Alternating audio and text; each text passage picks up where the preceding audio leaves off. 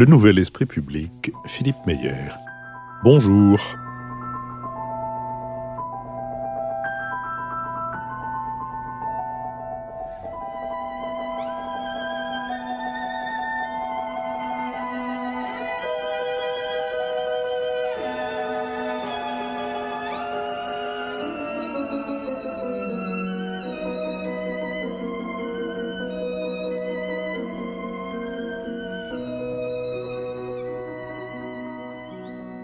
Bonjour, merci de nous avoir rejoints pour ce nouvel esprit public au cours duquel nous nous efforcerons d'éclairer certains éléments de l'actualité de la semaine écoulée.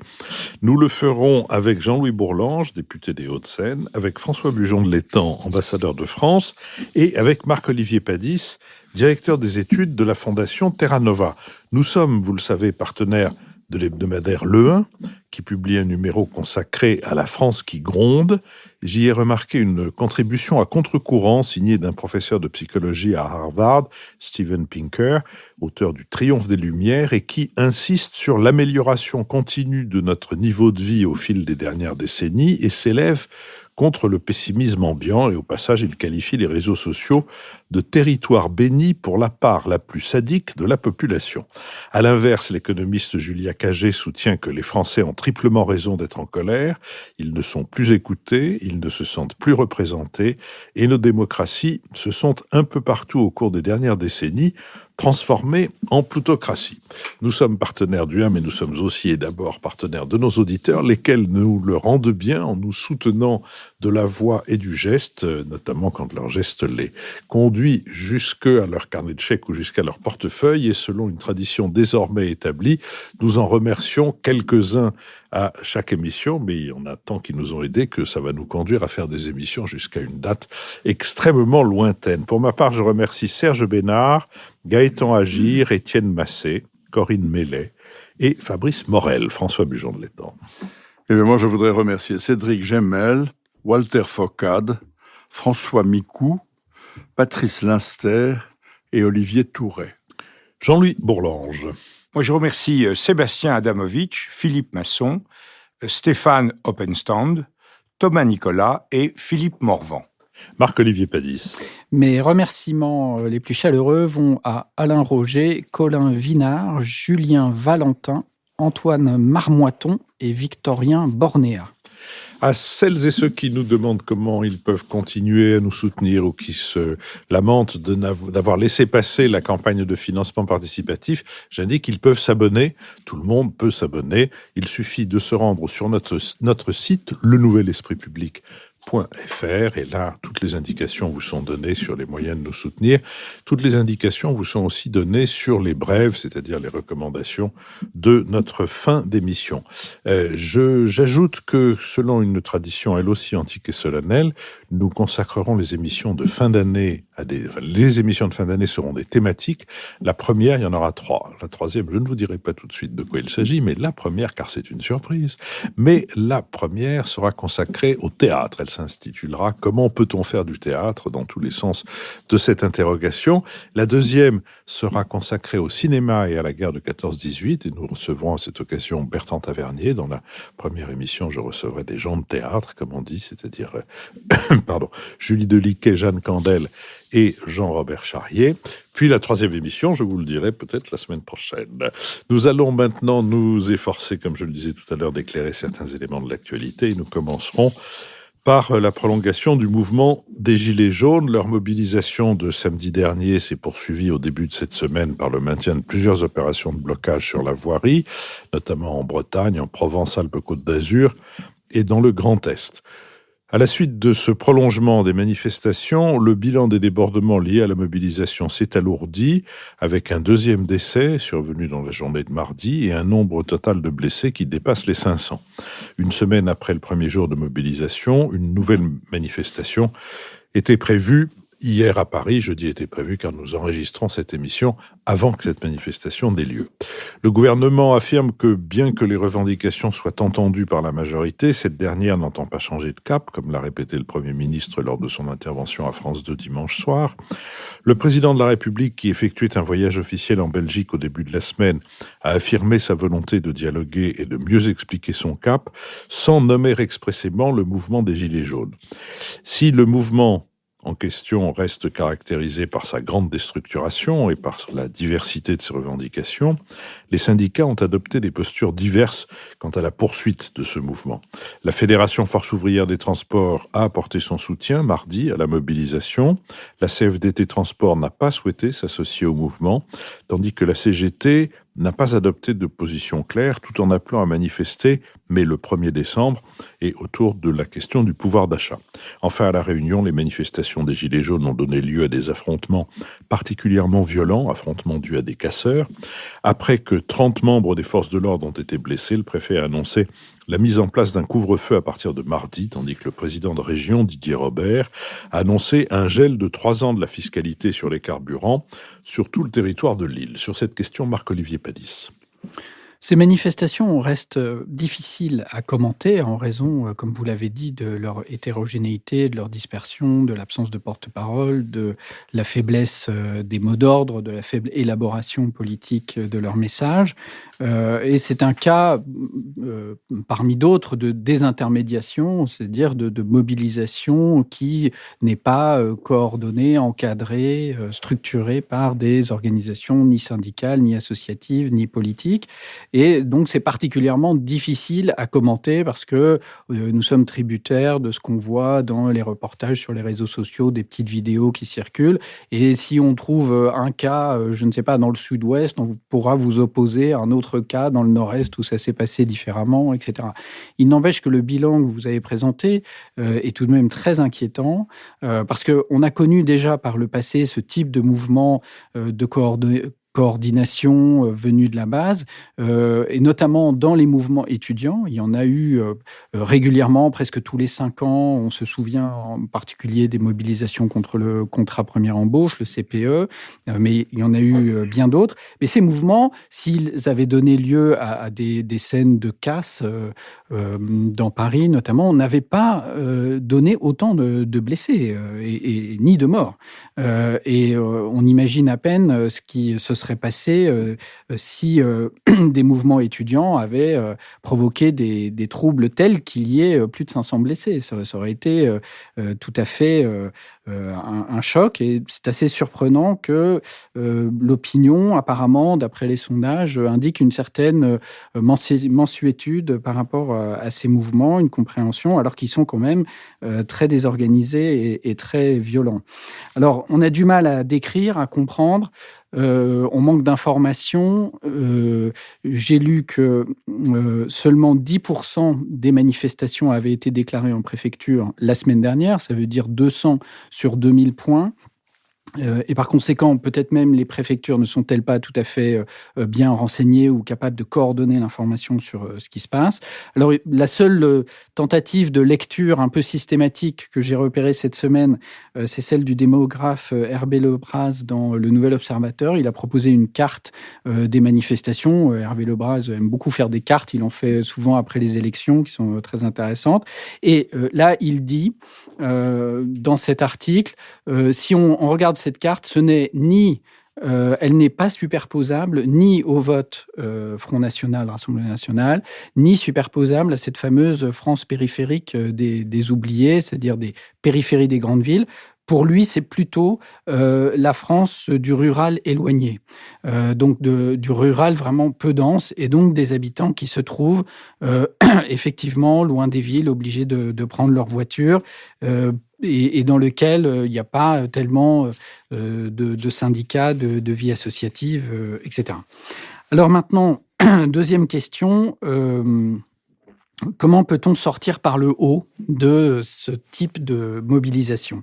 C'est assez difficile parce qu'on voit très bien qu'un Grenelle ne pourrait pas suffire. Si l'on entend par là une table ronde au ministère du Travail ou je ne sais où, au ministère de l'Environnement, avec des représentants, les syndicats classiquement et puis le gouvernement de l'autre. Le Conseil économique, social et environnemental même ne semble pas être un lieu de représentation suffisant pour ça. Il faudrait pratiquement organiser organiser des concertations sur les parkings des supermarchés de ces régions rurales. Et ça, on ne voit pas bien comment on fait. Donc, on est confronté effectivement à un déficit d'outils démocratiques de concertation. Et c'est d'autant plus surprenant qu'on a procédé toute l'année dernière à un grand exercice de réflexion collective sur la mobilité qui s'appelle les Assises de la mobilité, qui se sont sont déroulées de septembre à décembre 2017, dont on a à peine entendu parler en réalité, et qui a pourtant abordé les bons sujets. Il y a encore un site internet où il y a des contributions, c'était ouvert aux contributions, etc. Comment réduire notre empreinte environnementale, comment réduire les fractures sociales et territoriales, c'est en plein dans le sujet, comment accélérer l'innovation, etc. Tout y est. Et on a à peine entendu parler de ces assises qui devaient être justement un grand moment de réflexion collective. On a retenu de ce travail qu'un débat sur le péage urbain, parce que l'idée, c'est d'autoriser les villes à mettre en place un péage urbain, ce qui n'intéresse aucune ville. D'ailleurs, aucune ville n'est candidate à ça. Ça autorise les villes à demander aux Gilets jaunes de payer pour rentrer chez eux, si j'en crois la carte d'Hervé Lebras. C'est à peu près ça. Sauf que, non, parce que, oui, alors pour rentrer en ville, oui. Effectivement, oui, parce que le péage urbain, on voit le hors-sujet, c'est-à-dire qu'on propose le péage urbain, alors que le problème, c'est le rural éloigné. Donc, on n'est pas du tout... donc, on n'a pas du tout anticipé, mais même le dispositif un peu concertatif qui avait été mis en place n'a pas du tout permis d'anticiper les réactions qui allaient se passer maintenant. Alors, tout ça est assez inquiétant parce que, comme on le sait, la source du mécontentement, c'est la montée en puissance d'une taxe carbone qui doit envoyer aux ménages le signal que les comportements doivent changer. Et nous ne sommes qu'au tout début de la montée en force de cette taxe carbone. C'est-à-dire qu'elle doit croître jusqu'à 2022, je crois. En tout cas, il y a tout un échelonnement qui est prévu. Oui, c'est ça, jusqu'en 2022. Et là, on est au début, c'est la première marche de l'effort qu'on est censé faire. Et on voit qu'on trébuche déjà. D'ailleurs, on avait déjà trébuché sur les bonnets rouges, qui était une façon de taxer, mais là, le monde de l'entreprise par les transports routiers pour justement ne pas faire peser sur les ménages l'effort de la transition énergétique et de la mobilité. Et donc, on voit bien que finalement, on paye aujourd'hui avec les gilets jaunes ce qu'on n'a pas fait avec les bonnets rouges hier. Et on ne voit pas bien comment on va sortir de cette crise. Sinon, effectivement, qu'il ne faut pas se contenter, je dirais, de ce signal prix, c'est-à-dire de dire... parce que les économistes disent, ça c'est très bien, le prix, ça évite, disons, l'interdiction réglementaire qui, ça, est archaïque, etc. Alors, très bien, mais le prix, c'est aussi très dur pour les ménages. Donc, ça ne suffit pas. Il faut accompagner autrement, il faut redistribuer, il faut imaginer des choses, il faut développer, par exemple, le covoiturage, il faut développer le télétravail pour que les gens soient moins dépendants du déplacement jusqu'au travail. Enfin, il y a quand même des pistes à suivre. François Bujon de Letton. Ce qui est frappant dans ce phénomène des Gilets jaunes, c'est sa nouveauté, mais plus que sa nouveauté, c'est la difficulté qu'il y a à le saisir. Qu'est-ce que c'est exactement ? Alors, c'est un mécontentement tout à fait diffus, mais tout à fait violent, et qui s'exprime avec beaucoup de force, d'abord par la mobilisation, qui est importante, ensuite par les incidents. Marc-Olivier l'a souligné, il y a des incidents graves et nombreux, et la violence s'ajoute à la désorganisation, bien entendu, et la complète, en quelque sorte. Mais tout le monde est au fond en train de s'interroger sur les gilets jaunes. Le gouvernement, évidemment, parce qu'il ne sait pas comment répondre à une mobilisation qui est diffuse, qui n'a pas vraiment de mot d'ordre, qui n'a pas de leader, qui n'a pas de structure et qui n'a pas de revendication véritablement articulée. On voit très bien le point de départ. Effectivement, le point de départ, c'est le problème de la fiscalité des carburants. C'est une espèce de montée de colère, de la France, semble-t-il, périphérique, on va y revenir dans un instant, périphérique et rurale, contre la hausse des prix des carburants. Mais tout ça relayé, amplifié par les réseaux sociaux sous une forme elle-même très spontanéiste et très désorganisée, s'est traduit par l'expression d'un ras-le-bol généralisé, puisque finalement, on trouve dans les slogans de tout. On trouve évidemment la dénonciation des inégalités et de la pauvreté, on trouve la dénonciation du style de gouvernement d'Emmanuel Macron, on trouve des revendications qui vont jusqu'à Macron démission, on trouve de tout. On est parti de la fiscalité pétrolière et on arrive effectivement à une espèce de colère tous azimuts qui est de moins en moins structurée au fur et à mesure qu'elle se développe et qu'elle s'exprime. Alors, tous les sociologues de France sont au travail pour essayer d'analyser ce que sont les bonnets jaunes, les gilets jaunes, justement. Je faisais ce lapsus parce qu'on s'efforce de les faire rentrer dans une des cases préexistantes. On les compare avec les bonnets rouges, on les compare avec d'autres manifestations, avec les zadistes de Notre-Dame-des-Landes, que sais-je, même avec Nuit debout. Pourtant, Dieu sait que ça n'a rien à voir. Ça n'a rien à voir. C'est un phénomène complètement différent de Podemos ou de Nuit debout. Les bonnets rouges, oui, un peu plus, mais les bonnets rouges, il y avait un aspect géographique. Rappelez-vous, dans la révolte, la jacquerie, j'allais dire, des bonnets rouges, c'était l'Ouest, c'était la Bretagne. Là, c'est diffus dans toute la France. C'est complètement différent. Et puis, il est clair que ce qui a déclenché le tout, c'est évidemment le phénomène du ras-le-bol fiscal, pourtant dénoncé dès la présidence précédente de M. Hollande par l'un de ses propres ministres à l'époque, qui était M. Moscovici. Ce ras-le-bol fiscal n'a cessé de monter et de se développer depuis l'arrivée au pouvoir d'Emmanuel Macron, puisque les allègements qui ont été promis, par exemple sur la taxe d'habitation, sont différés dans le temps, que personne finalement ne les mesure, et qu'à chaque fois qu'il y a un nouveau problème, on invente une nouvelle taxe. Et on est même allé jusqu'à inventer d'ailleurs des subventions permettant de payer les nouvelles taxes. C'était le cas des chèques et autres gracieusetés promises par le gouvernement il y a quelque temps pour contrebalancer la taxe carbone. Alors voilà, nous sommes en réalité face à un phénomène extrêmement difficile à organiser, qui manifestement traduit un mécontentement généralisé, traduit un mécontentement qui vient des classes moyennes, clairement, et qui vient de ce qu'on appelle les classes populaires, mais les classes moyennes qui ont été très largement mises à contribution par le gouvernement depuis le début de la présidence Macron, qui paye là le choix de la CSG contre la TVA pour compenser l'allègement des charges sociales, qui paye un certain nombre de ces choix qui se traduisent par ces revendications. Alors que toutes les questions qui se posent, on les a bien répertoriées. Qui sont les gilets jaunes? Quelles sont leurs revendications? Combien de temps peut durer cette mobilisation? C'est une vraie question. Ce type d'éruption, généralement, finit par se tarir de lui-même, mais les effectifs de mécontents sont importants. L'ampleur pose question, puisque ce n'étaient pas les grandes villes, ni même les banlieues, qui étaient en feu à la première séance, si j'ose dire, des Gilets jaunes. C'était bien la France périphérique et rurale. Mais comment sortir? À qui parler? C'est très facile de dire il faut de la fermeté, mais il faut du dialogue. Ça, c'est la tarte à la crème, généralement, que l'on entend dans la bouche d'à peu près tous les représentants du pouvoir. Fermeté et dialogue, ce sont les deux mamelles de la réaction gouvernementale. Mais le dialogue, avec qui? Quels sont les leaders en face? Et alors, c'est là qu'on touche du doigt un phénomène qui, par-delà la crise actuelle, dont on voit très mal la sortie pour l'instant, un phénomène sur lequel il faut s'interroger, c'est quand même la physionomie nouvelle que prend l'expression des mécontentements politiques et sociaux, puisqu'il y a à la fois du politique et du social dans les revendications formulées par les Gilets jaunes. Est-ce que nous ne sommes pas en train d'assister à l'apparition, au visage nouveau, des luttes sociales dans l'après-démocratie représentative, au fond? C'est la question qu'il faut se poser.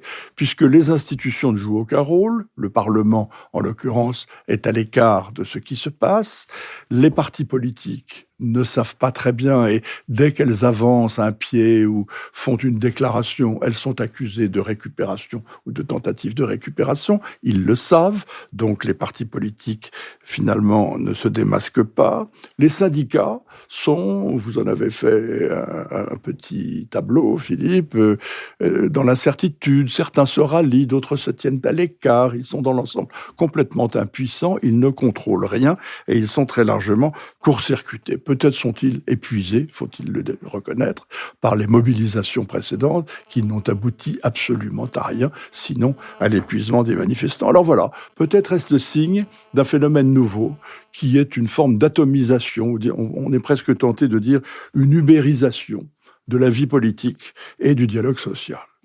Jean-Luc Bourlange.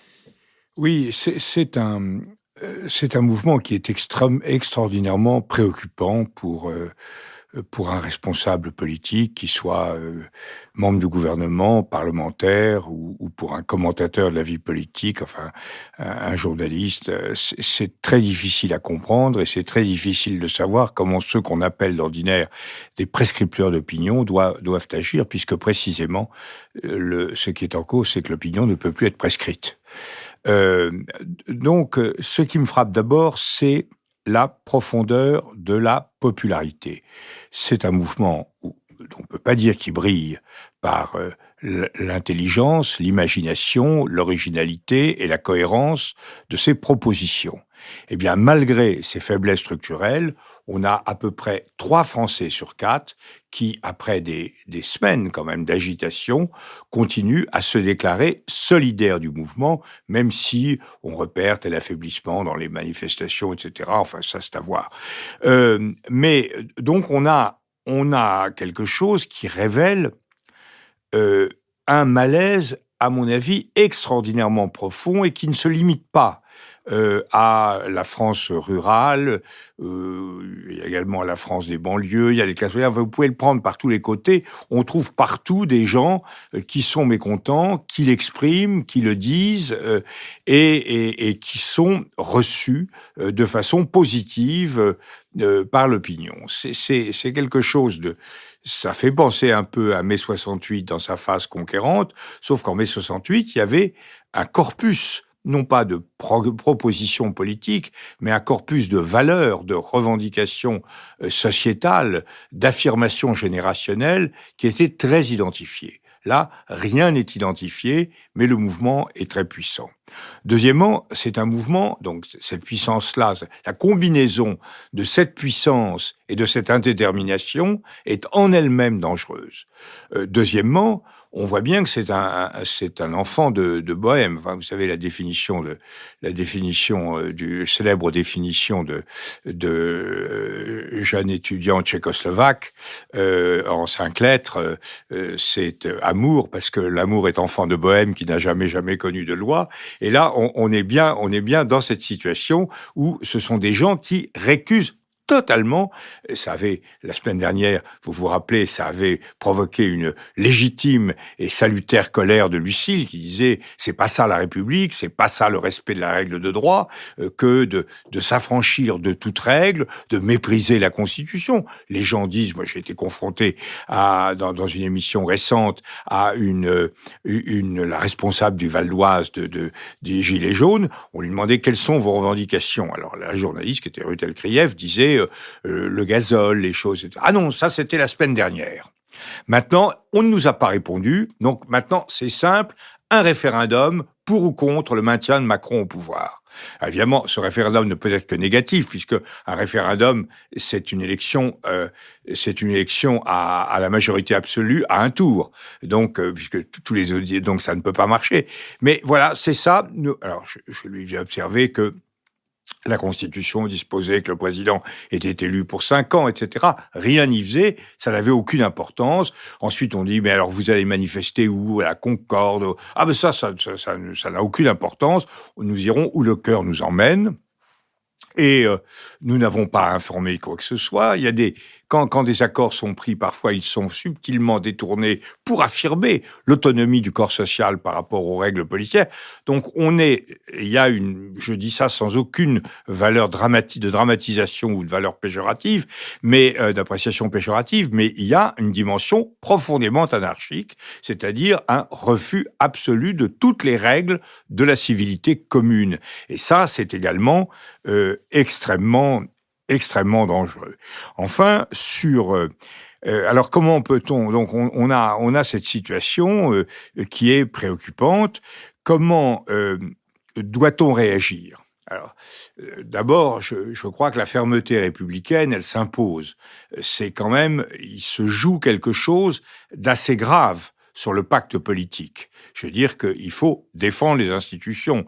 Le président est élu pour 5 ans. Si jamais on allait à des extrêmes, à un blocage complet du pays, la solution ne serait certainement pas celle qui a été évoquée. Ce serait une solution type mai 68 de dissolution. On n'en est pas du tout là, bien entendu. Mais je veux dire qu'il y a un cadre républicain à défendre. Il y a des modes d'organisation à défendre, des modes de concertation à avoir. Parce que oui, le troisième élément que je n'ai pas signalé, c'est la négativité complète. C'est-à-dire qu'on sait ce qu'on ne veut pas, mais on est absolument incapable de dire ce qu'on veut exactement et ce qu'on veut. C'est tout. Donc on est dans une situation très difficile. Face à cela, comment réagir politiquement ? La fermeté républicaine, entre guillemets, ça s'impose, mais je suis frappé du fait que ça marche moins bien. Que moi, dans ma jeunesse, Philippe, on a eu une jeunesse à peu près contemporaine, parce que nous sommes pas loin d'avoir des âges assez proches. Je le crains. Et ça dure depuis longtemps.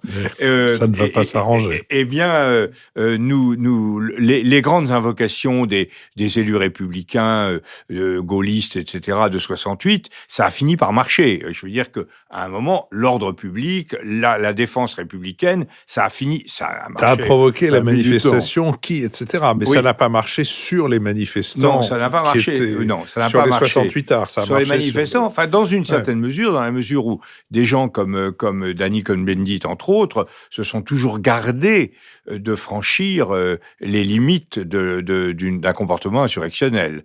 Bon, mais là, on sent que le réflexe même est émoussé, que on dit on défend la légalité constitutionnelle, bof, oui, pourquoi pas. La règle est amovible. On l'applique ou on l'applique pas. C'est une proposition. On peut augmenter ou baisser le SMIC, on peut appliquer ou ne pas appliquer les règles républicaines. Donc là, il y a un affaiblissement qui est bon. Mais cela dit, sur la vraie question, c'est que je crois que le gouvernement a tort de se battre sur son bilan. Je vois les éléments de langage de mes collègues de La République En Marche, ils sont très documentés, ils disent des choses très justes. On a fait ci, on a fait ça, le chèque énergie, le tel des taxations, etc. Tout le monde s'en fout. Le problème n'est pas de dire que depuis 1 an, on a fait quelque chose de bien. Le problème, c'est que nous sommes confrontés à un mouvement très profond de remise en cause de certains aspects du fonctionnement de la société française. Et donc, on ne peut répondre à ça que par un acte de rupture. Et cette rupture, ça n'est pas par rapport à l'an et demi que vient de passer au pouvoir Emmanuel Macron. La rupture, c'est par rapport à 10, 15 ans de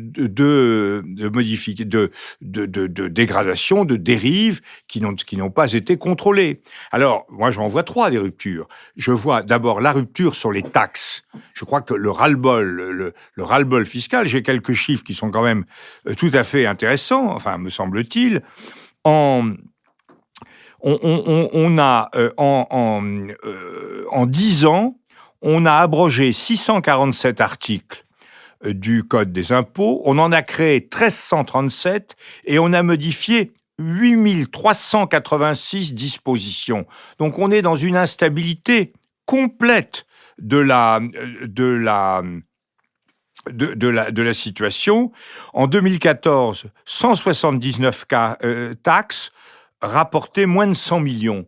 Donc on est dans une espèce de développement quantitatif foisonnant. Je dis au gouvernement que c'est facile de modifier ça. C'est facile de dire, on va faire un rapport, une commission, dans 3 mois, on va proposer la suppression d'une centaine de taxes.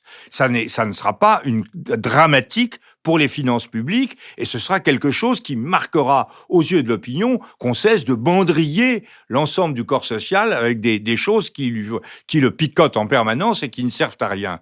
La deuxième orientation, c'est, je crois, sur la fiscalité écologique. Je trouve que on doit faire un plan global de ça. On est en phase, on doit analyser et tirer des conséquences, mais pas avec des petites mesures que les gens n'entendent pas, du coût et du financement de la transition écologique. On est en phase d'une transition écologique, il faut sortir par le haut, il ne faut pas reculer et maintenir le diesel qui donne le cancer à la terre entière, et surtout à nos villes d'ailleurs, parce que c'est pas la terre entière, à la différence du réchauffement climatique, c'est nos villes. Il faut assumer la transition écologique et mettre à plat le fait de savoir qui paye et comment il paye. Et là, il y a des mesures. D'ailleurs, le gouvernement s'est orienté ça, parce que la fiscalité a baissé. Et troisièmement, en écho à ce qu'a dit Marc-Olivier tout à l'heure, le problème de l'équilibre des territoires. On dit c'est une révolte de la France provinciale, rurale, contre la France urbaine. Est-ce que là est le vrai problème ? Moi, je crois que ça mérite d'être interrogé. Je crois personnellement que le grand problème en France, c'est d'abord le problème des zones périurbaines de banlieue, où là, il y a de vraies difficultés de fonctionnement de l'État républicain. Mais on pourrait faire au moins, ça serait une boussole dont on se doterait, on pourrait mettre en place une véritable étude de parité de pouvoir d'achat régionalisée pour voir qui est dans le besoin et qui ne l'est pas. Mais en tout cas, alors, la dernière chose que je voudrais dire en conclusion, c'est, on dit le dialogue, et j'ai bien entendu ce qui a été dit par vous deux. Le dialogue, c'est très difficile parce qu'on n'a personne en face de soi. Les gens, moi, je ne suis pas sûr qu'il y a une attente de respect, il y a une attente de prise en considération.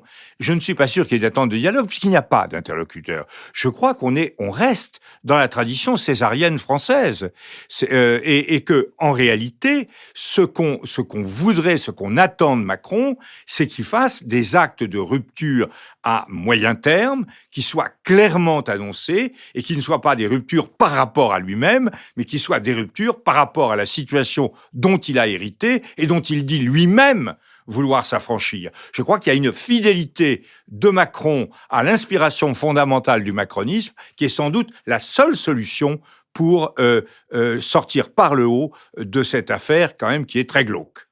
2 remarques en marge de ce que vous avez dit. La carte Hervé Lebras montre, comme l'a rappelé tout à l'heure Marc-Olivier Padis, quelle est cette France rurale et éloignée, qui est celle qui donne le plus, si je puis dire, aux Gilets jaunes. Il y a en ce moment, il vient d'y avoir plutôt le congrès de l'Association des maires de France. Je trouve que les maires s'en tirent pas mal de cette affaire, parce qu'ils sont responsables de rien. Ils n'ont trouvé aucun moyen de manifester, eux, l'urgence et la difficulté des endroits dans lesquels ils ont été élus, et maintenant ils viennent prendre un air en expliquant que c'est évidemment la faute de tout le monde et pas la leur. Puis l'autre remarque, c'est que quand même, je sais bien que la communication est une maladie dont on ne guérira pas, mais enfin, on peut pas la laisser quand même s'aggraver à ce point, notamment pour ce qui est du groupe parlementaire, des éléments du parti qui soutient l'action du président de la République. Il faut absolument empêcher les 9/10 de ses membres d'aller parler devant un micro ou devant une caméra, parce que les entendre d'une chaîne à l'autre et d'une heure de la journée à une autre répéter « Nous vous avons écouté et nous vous avons entendu et nous vous avons écouté et nous vous avons entendu », ce qui ne veut strictement rien dire de plus que ce que on vient de dire à propos des revendications des Gilets jaunes, ça donne le sentiment d'avoir affaire, je demande pardon de la violence du mot peut-être, mais d'avoir affaire à des minables. Et ça, c'est vraiment, quand on pense qu'il s'agit la plupart du temps de gens qui sont des représentants de la nation. Non, je crois que, si je puis un mot là-dessus, je crois que, moi je suis d'accord avec vous, je crois qu'il faut un langage élémentaire et pas d'éléments de langage. Bon, mais sur ce plan-là, je pense que le vrai problème, c'est que ce sont de jeunes élus très compétents, très désireux de bien faire, mais qui sont dans une relation de d'obéissance en réalité. Alors évidemment, quelqu'un comme moi, ça n'est pas du tout une relation d'obéissance. Et le MoDem aussi, enfin Bayrou avec Bayrou, il dit quelquefois des choses qui ne vont pas, quelquefois des choses qui vont. Mais en tout cas, on a une culture politique telle qu'on estime qu'on doit proposer des choses. Et eux, ils ont énormément de mal à s'affranchir de leur discipline gouvernementale, alors que je crois véritablement que là, il faut que le pouvoir assume cette volonté de rupture par rapport à un passé très très pesant. François Bujon-Letton. Non, je voulais juste, très rapidement, mettre le doigt sur un point qui me paraît quand même central dans tout ça, qui est celui de la fiscalité, de la maladie fiscale française et de l'administration française. C'est au cœur du débat. Et le fait que l'écologie, qui est un vrai débat, se ramène finalement à des mesures fiscales, que ce soit l'écologie punitive, en quelque sorte, qui l'emporte, est quand même un problème majeur. Tant qu'on ne se sera pas adressé directement au problème de l'excès de fiscalité en France, on n'aboutira à rien sur aucun sujet, et notamment sur le sujet écologique. Je vous remercie. Je vous propose que nous nous intéressions maintenant à un autre sujet, le sujet du Brexit. Deal or dead, si je puis dire. Mardi 13 novembre, la première ministre britannique Theresa May a annoncé officiellement être arrivée au terme de la négociation de l'accord qui organise la sortie de son pays de l'Union européenne à compter du 29 mars prochain. Or, les dispositions de cet accord, qui prévoit notamment le maintien du Royaume-Uni dans l'union douanière, ainsi qu'un alignement réglementaire de l'Irlande du Nord sur les normes de droit européen, ont été vertement critiquées par les opposants au gouvernement, aussi bien que par ses alliés. En premier lieu, l'accord a été attaqué dans le parti de Theresa May, qui a enregistré 3 démissions, dont celle de son secrétaire d'État au Brexit, 48 heures après l'annonce de l'accord. La semaine dernière, la fronde parlementaire des conservateurs a échoué dans sa tentative d'engager une motion de censure contre le gouvernement de Theresa May, mais pour autant, l'autorisation du Parlement britannique de ratifier l'accord semble de plus en plus improbable depuis que le parti nord-irlandais DUP, indispensable à la coalition du gouvernement May, a déclaré que l'accord n'était pour lui pas acceptable. En outre, Theresa May ne pourra pas compter sur le soutien des travaillistes, dont le chef Jeremy Corbyn a annoncé son intention de voter contre l'accord, tandis que l'ancien Premier ministre Tony Blair a réaffirmé son soutien à l'organisation d'un nouveau référendum. Malgré son isolement croissant, la Première ministre a reçu cette semaine le soutien du gouverneur de la Banque d'Angleterre, ainsi que celui du principal syndicat patronal. Enfin, si le ministre de l'économie allemand, Peter Altmaier, a exclu toute possibilité de renégociation de l'accord, la chancelière Angela Merkel a défendu, elle, l'accord mardi devant le Bundestag. L'incertitude, c'est le moins qu'on puisse dire, plane donc sur le sommet dédié au Brexit qui rassemblera ce dimanche 25 novembre les chefs d'État et de gouvernement de l'Union européenne. Sur cette question, François Bujon-Letton. Et Philippe, ce sujet me crucifie toujours, parce qu'au fond, je suis à la fois europhile, bien entendu, mais je suis aussi anglophile. Et l'europhile ne peut pas se satisfaire de quoi que ce soit dans cette histoire de Brexit.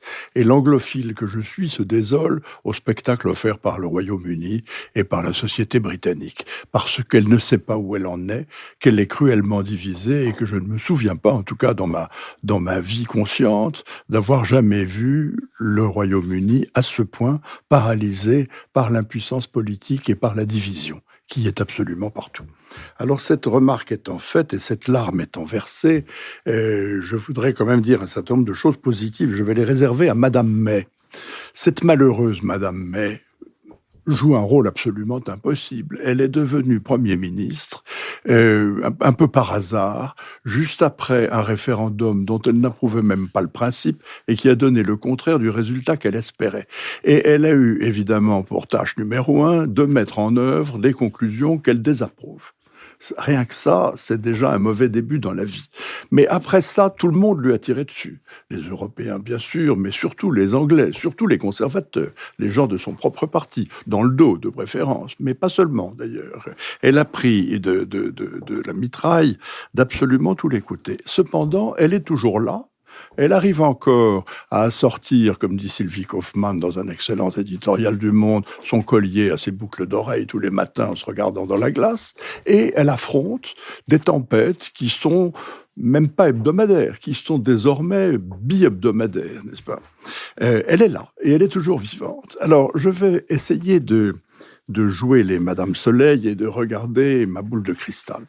Ce que je constate, c'est qu'elle a réussi finalement à conclure un accord évidemment bancal, mal ficelé, tout le monde s'en doutait, ça ne pouvait pas être autrement, avec les 27 membres de l'Union européenne et à contourner le problème insoluble de la frontière irlandaise avec un artifice qui consiste à maintenir le Royaume-Uni tout entier, et non pas seulement l'Irlande du Nord, dans l'union douanière. Bon, c'est un compromis, après tout, comme tous les compromis, il est imparfait, mais c'était pas si bête.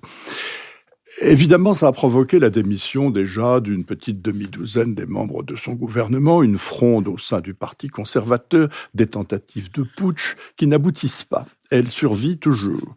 Et la tentative de putsch n'aboutira pas. Il faut, comme chacun sait, 48 signatures pour demander le vote d'une motion de défiance qui amènerait le Premier ministre à démissionner.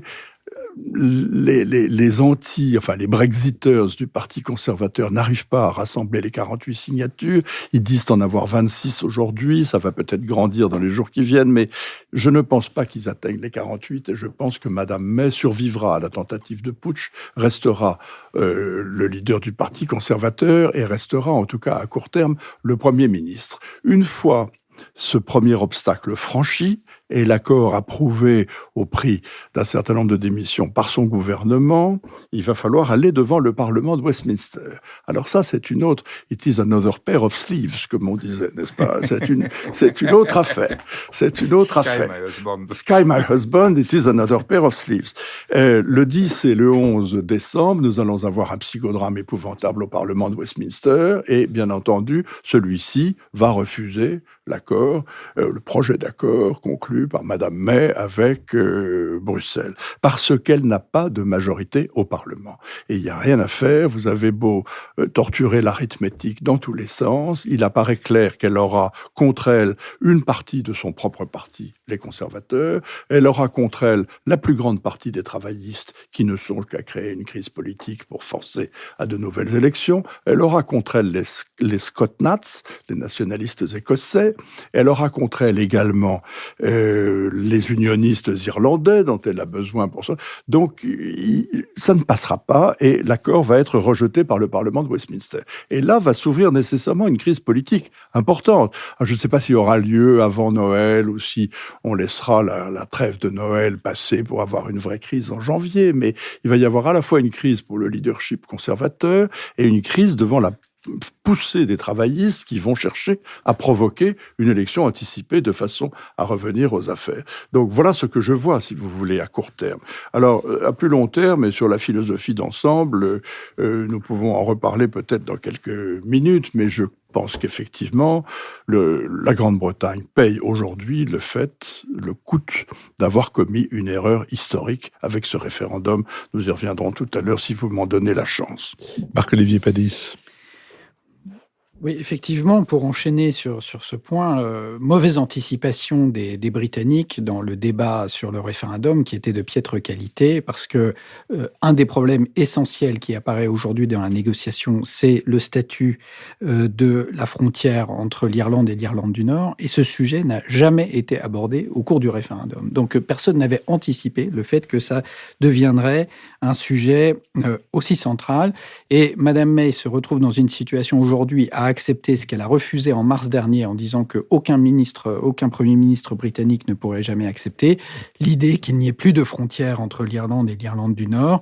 Et en fait, dans l'accord avec l'Union européenne, les Britanniques vont se retrouver dans une situation où ils devront accepter les règles européennes pour pouvoir continuer à commercer avec l'espace économique européen. Et elle ne peut pas accepter les règles sans accepter en même temps qu'un juge européen soit celui qui contrôle les règles, donc ils vont accepter le juge européen, et donc elle doit se conformer aux règles européennes sans avoir son mot à dire sur la constitution de la règle, le choix de la règle, sans voter. D'ailleurs, une députée européenne britannique favorable au Brexit s'étonnait l'autre jour que les Britanniques n'aient plus de députés au Parlement européen. Donc, ça montre bien le défaut d'anticipation. Effectivement, s'ils ne sont plus dans l'Europe, ils n'ont plus de députés. Mais ça, même ça, certains n'avaient pas vraiment anticipé ça. C'est tout à fait étonnant. Donc, situation, les Britanniques, finalement, seront des rule takers, c'est-à-dire qu'ils vont prendre les règles européennes sans pouvoir se prononcer sur la négociation. Et comme l'a écrit Tony Blair cette semaine, c'est une bien curieuse façon de reprendre le contrôle, take back control, ce qui était l'objectif des Brexiters. Alors, on est dans une situation vraiment étonnante. Theresa May survit, effectivement. Personne ne la soutient, mais personne ne veut vraiment la remplacer.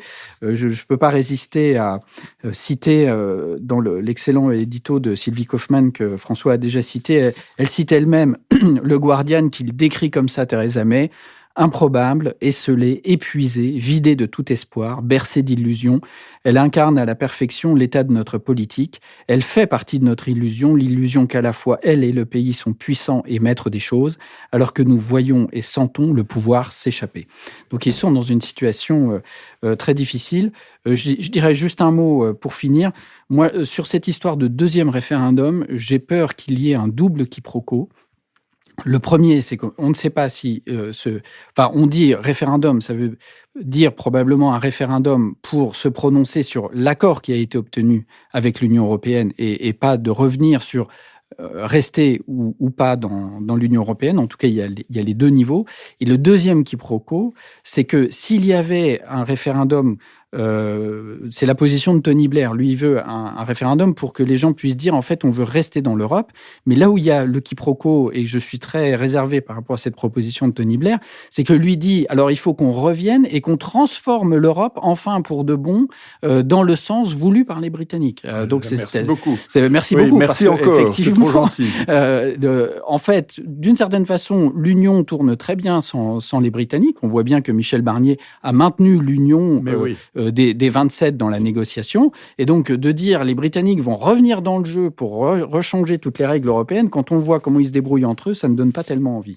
Jean-Luc Bourlange ? Oui, alors, moi, François Bujon de l'Étang a eu la gentillesse de m'inviter à déjeuner il y a quelque temps, un excellent déjeuner. Nous avions évoqué cette question et je dois dire que il était convaincu que ça ne marcherait pas, que ça ne passerait pas, qu'il y aurait peut-être un accord au niveau du gouvernement et de la Commission, mais que ça ne passerait pas au Parlement. Et moi, j'étais un peu plus optimiste parce que je suis un peu dans la situation psychologique que décrit Stendhal à propos de Julien Sorel, dont il dit qu'il se trompait en supposant aux gens plus d'esprit qu'ils n'en ont. Parce que effectivement, le parti intelligent, ça serait d'accepter l'accord pour les Britanniques. Et c'est d'ailleurs, quand on regarde tous ceux qui sont réticents, c'est le meilleur second choix pour chacun d'entre eux. Et le risque de privilégier leur premier choix, c'est aussi de se retrouver confrontés, pour beaucoup d'entre eux, notamment Blair, les Remainers, etc., à leur pire choix, c'est-à-dire le no deal absolu. Mais je dois reconnaître que c'est François qui avait raison. Et que toutes les statistiques montrent, les anticipations, que ça ne passera pas à Westminster. Ça ne passera pas à Westminster parce que, notamment, le fait fondamental, évidemment, il y a les unionistes, mais le fait fondamental, c'est la férule de Jeremy Corbyn sur son parti. C'est pas que les gens veulent que Corbyn arrive au sein du Parti travailliste, ils ont la trouille, ils n'aiment pas du tout leur leader. Mais c'est très simple. Ceux qui ne voteront pas dans la ligne du parti, c'est-à-dire contre l'accord, ne seront pas investis comme députés. Je puis vous dire que la plupart des députés aiment à être réinvestis. Bon, et que donc là, on a un problème massif. Les Écossais, je trouve que les Irlandais sont mieux traités qu'eux. Enfin, il y a tout un ensemble de gens. Et Blair et Dominic Grieve, qui est un personnage tout à fait intéressant et important dans le parti des Remainers, sont eux-mêmes très réticents. Donc, ça ne va pas le faire, comme on dit actuellement. Bien, mais il y a quand même des choses qu'il faut bien voir. D'abord, c'est que contrairement à ce que je suis en léger désaccord avec ce que vient de dire Marc-Olivier, l'accord n'est pas mauvais pour le Royaume-Uni. L'accord il est ce qui doit être. Je crois que Michel Barnier l'a négocié comme il doit être. Mais l'union douanière, c'est-à-dire en fait le système de la Turquie, certes, ça impliquera le respect des normes européennes antérieures, et sans doute une clause disant qu'on ne régressera pas. Mais en réalité, il n'y a aucun accord sur ce qu'ils appellent la dynamique adaptationnelle, enfin dans le vocabulaire extraordinaire de Bruxelles, c'est-à-dire le fait qu'on respectera, de même que la Turquie est en union douanière, elle n'est pas soumise à toutes les normes de l'Union européenne. Donc, les plus intelligents des Brexiteurs, notamment Gove, qui est quand même la seule tête politique, ceux qui ont démissionné, c'est des têtes brûlées. La seule tête politique résolument brexiteur est restée jusqu'à présent aux côtés de Madame May, peut-être se réserve-t-il pour l'avenir, parce qu'il est partisan d'un Brexit progressif. Il a compris que les Anglais n'avaient rien à gagner à une rupture frontale avec l'Union européenne et que c'est peu à peu qu'ils vont conquérir leur distance. C'est sans doute le plus habile. Donc il y a quand même des réactions qui sont un peu équilibrées. Alors si on fait le Kriegspiel sur l'avenir, sur le déroulé, d'abord on voit bien que actuellement il n'y a pas de majorité pour l'accord. Donc il est probable, comme vous l'avez dit, que l'accord sera rejeté. Deuxièmement, il n'y a pas de majorité pour censurer Madame May et pour aller à des élections immédiates qui favoriseraient Corbyn, et ça n'est pas du tout, il n'y a pas du tout de majorité. Donc on est dans une situation, au terme de ce double impasse, on est dans une... Qu'est-ce qui va se passer? Alors, Madame May, il faut bien comprendre les évolutions du système britannique. Il y en a deux sur lesquels je voudrais attirer l'attention. D'abord, les Britanniques ont renoncé au droit de dissolution primo-ministériel, ce qui est quand même quelque chose de regrettable, parce que c'était leur grand avantage sous la 4e République par rapport à nous.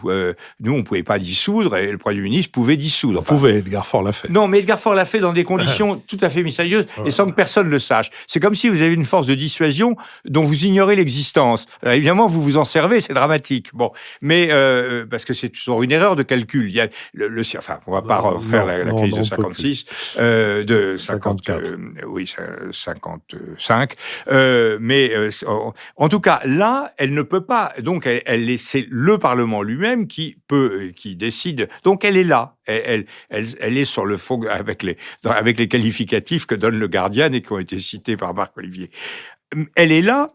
Et alors, bon, qu'est-ce qu'elle fait?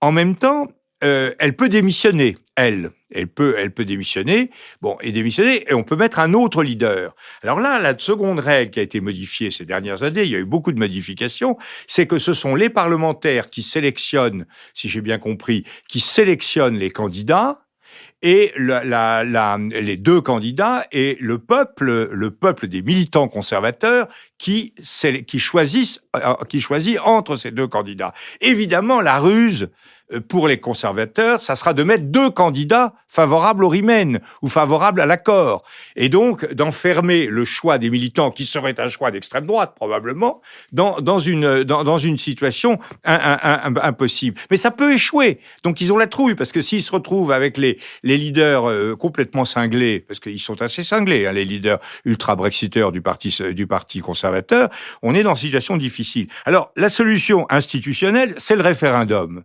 Alors le référendum, on est en face quand même d'abord, Tony Blair a inventé un véritable monstre, qui est le référendum à 3 branches. Ça, c'est pire que les enfants sans main, etc. C'est un référendum à 3 branches. Vous êtes pour le no deal, c'est-à-dire le Brexit dur, vous êtes pour l'accord, ou vous êtes pour le Remain, le retour à la situation antérieure.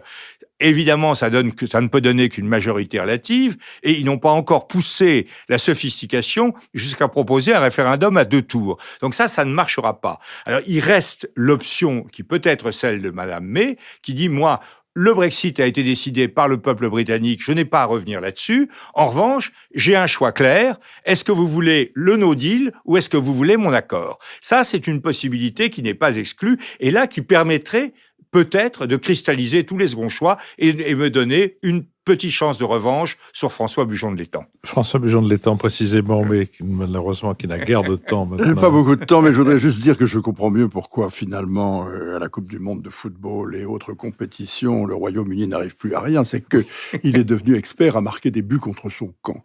C'est en réalité tout à fait frappant. L'accord que Madame May n'arrivera pas à faire voter au Parlement de Westminster était quand même un assez bon accord, compte tenu des circonstances et des contraintes.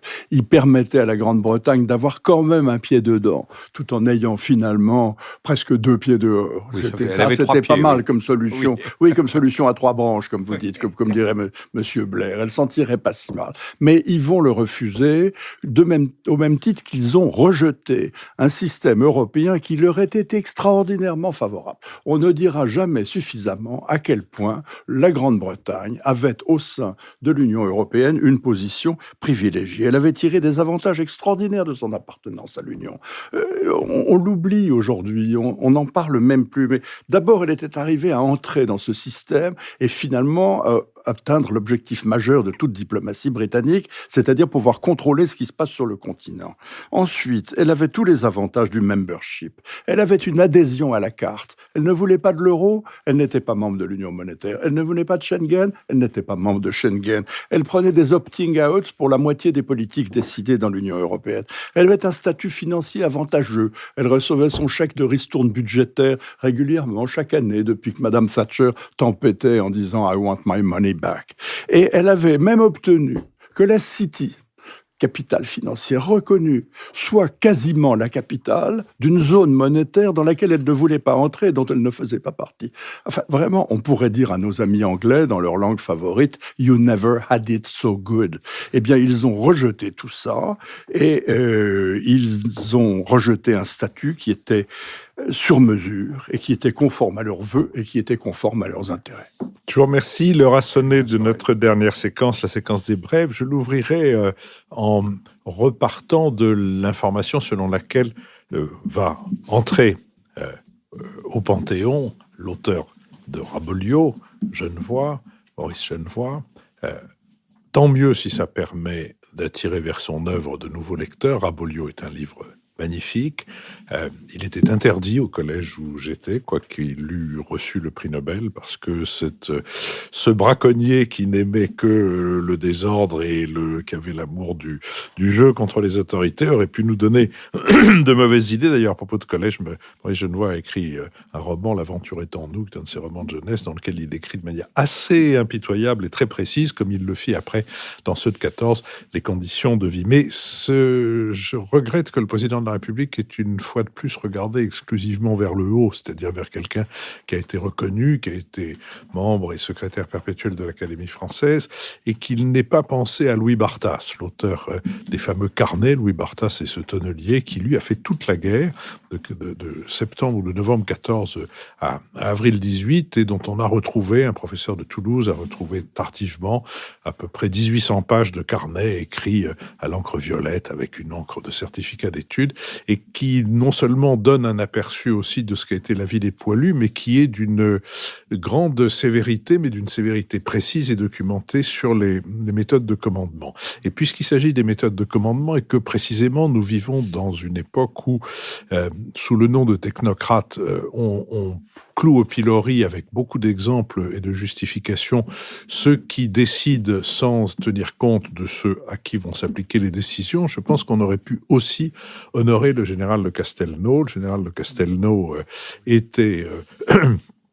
aurait dû, enfin, en tout cas, selon Lyautey et selon Gallieni, être le responsable suprême des armées françaises, mais il ne l'a pas été parce qu'il était catholique et très engagé dans l'Église catholique, et parce que les radicaux socialistes ne lui ont pas pardonné d'avoir soutenu la loi des 3 ans, car il sentait venir la guerre et il pensait que cette formation était nécessaire. Et Clémenceau, de son côté, ne lui a pas pardonné, en tout cas pendant un certain temps, son catholicisme affiché. Le général de Castelnau est quelqu'un qui allait au feu, qui allait dans les tranchées, qui était extrêmement soucieux des conditions de vie de ces soldats. C'était l'anti-Joffre sur ce plan-là, et non pas du tout comme Geoffrey Foch, un partisan de l'offensive à tout crin, et quel que soit le nombre de victimes que ça pouvait faire. Le général de Castelnau était donc très souvent, il a été célébré comme tel par ses anciens soldats, il était « je vais aux obus », disait-il. Et puis, c'est un exemple, c'est un éloge étrange, mais 3 de ses fils sont morts au front. Il était, pendant 1 an, il était le numéro 2 de l'armée française. Aujourd'hui, où il y a beaucoup de gens qui confient à des proches des emplois fictifs, peut-être il était utile, important, de donner en exemple quelqu'un qui ne se servait pas, mais servait. Puis il y a une chose qui m'enchante chez le général de Castelnau, c'est d'abord qu'il a fait la guerre de 70 et qu'il a planqué des armes pour la résistance en 40. Il a été immédiatement contre l'armistice et il s'est pas gêné pour l'exprimer. Et quand le cardinal Gerlier, d'horrible mémoire, lui a envoyé un émissaire pour lui dire qu'il faudrait qu'il parle un peu moins en mal du maréchal, le général de Castelnau, du haut de ses 90 ans, lui a répondu « Ah, il a une langue, votre cardinal ? Je croyais qu'il l'avait usée à lécher le cul de Pétain. » Pour toutes ces raisons-là, on pourrait du général Édouard de Castelnau faire, Monsieur le Président de la République, qui est sûrement un auditeur régulier du Nouvel Esprit Public, on pourrait faire du général de Castelnau un maréchal de France à titre posthume. Marc-Olivier Padis. En écho avec notre première discussion, je recommande la lecture d'une étude annuelle pour l'année 2018 du Conseil d'État sur la citoyenneté. Le Conseil d'État a fait, comme chacun sait, des rapports sur les politiques publiques, mais il s'est donné aussi comme objectif de faire chaque année maintenant un rapport sur un sujet d'intérêt plus général, plus large. Et donc, en 2018, c'était la citoyenneté, être un citoyen aujourd'hui, où ils ont procédé à beaucoup d'auditions, ils ont fait des colloques publics. Alors, on voit bien, effectivement, ils ont touché juste sur le sujet, c'est-à-dire, effectivement, bon, comme on s'attend de la part du Conseil d'État, s'interroger sur le statut juridique du citoyen, mais surtout sur des formes rénovées d'expression de la citoyenneté au service de la cohésion sociale et de la recherche d'une fraternité, de la citoyenneté comme projet de société qui vise un citoyen actif. Et on voit bien que c'est effectivement ça qui nous manque dans l'épisode des Gilets jaunes, le défaut d'échange, de confiance, etc. Et donc ce volume fait très bien le point. Donc on peut le trouver à la documentation française, on peut sans doute passer aussi par le site du Conseil d'État. Et il y a aussi dans les annexes une série de comparaisons avec la citoyenneté dans les autres pays européens que j'ai trouvé très utile. Je vous remercie. Jean-Louis Bourlanges. Oui, moi je voudrais signaler un article assez ancien qui est paru dans Études il y a 1 an, en décembre 17, mais que je crois extrêmement utile à la compréhension de ce qui se passe actuellement, qui est un article dû à la plume de Madame Véronique Bier-Charton, qui est ancienne directrice de la législation fiscale, et qui s'appelle, de façon extrêmement claire, « Le foisonnement fiscal, une maladie française ». C'est de cet article que j'ai tiré les 2-3 chiffres que j'ai donnés tout à l'heure.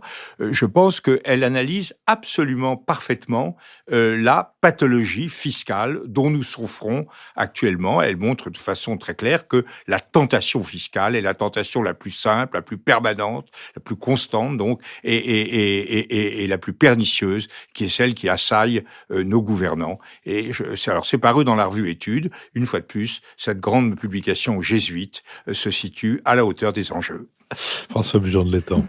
Un peu de légèreté sur les sujets sérieux.